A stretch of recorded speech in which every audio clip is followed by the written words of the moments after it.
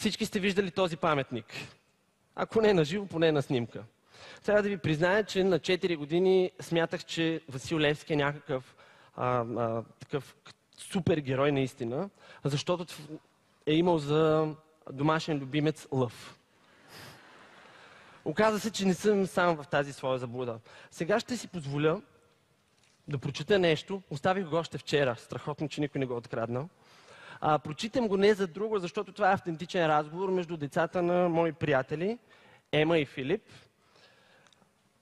Ето какво казва Ема. А пък Юлиан каза, че Васил Левски е лайно и аз го изказах на госпожата, защото той не е лайно, а е будител.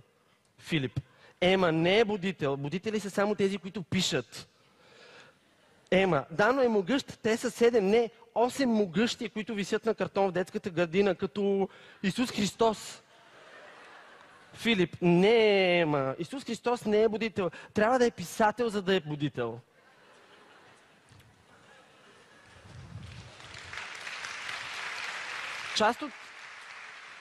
Част от абсурдите, с които се сблъскваме, всъщност са такива, които са ни били във възприемането на българската история, са такива, които са ни били залагани като деца. Ние мислим историята като приказка. Ето всъщност как е изглеждал най-вероятно Васил Левски. Леко закръглен, с много дълбок поглед. Онази снимка, която познаваме, тя е много ретуширана.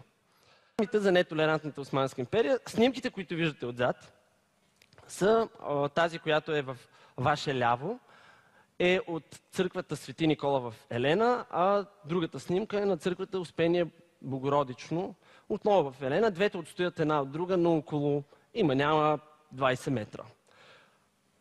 Именно в рамките на нетолерантната Османска империя тези църкви са построени в началото на 19 век, между 1800 и 1825 година. Ако една империя е нетолерантна, би ли позволила на своите поданици, които са друговерци, да построят своя храм? Наред с това стои проблема с данъците в Османската империя. Аз не знам кой е този владетел, който ще се лиши от постъпления в хазната. А всички друговерци, по-специално, така наречените Ахлюл Китаб, хората на писанието, това са християни и евреи, са плащали един допълнителен данък повече, данък джизие. Така че, най-вероятно, при силна централна власт, никой не е имал интерес да ислямизира насилствено. Цар Симеон Велики и трите морета. Може би ще ви изненадам, като ви кажа, че по времето на цар Симеон Велики трите морета са владяни общо 11 години. След това при цар Йоан Асен II са владяни още 11 години и то не е да кажем, че са владяни целите морета.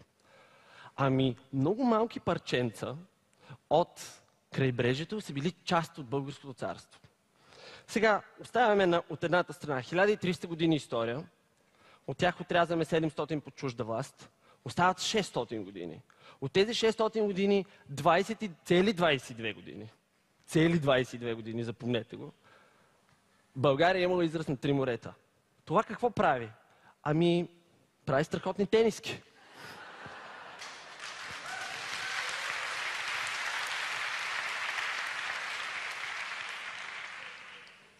Не само, че прави страхотни тениски, ами създава едно специално самочувствие. Самочувствие, което може да сложите на тениска, да продадете на чужденците и съответно да си сложите, ако случайно има митинг на националисти, за да не ви набият. Между другото, много се надявам да не се окажем обградени от националисти след края на днешното събитие.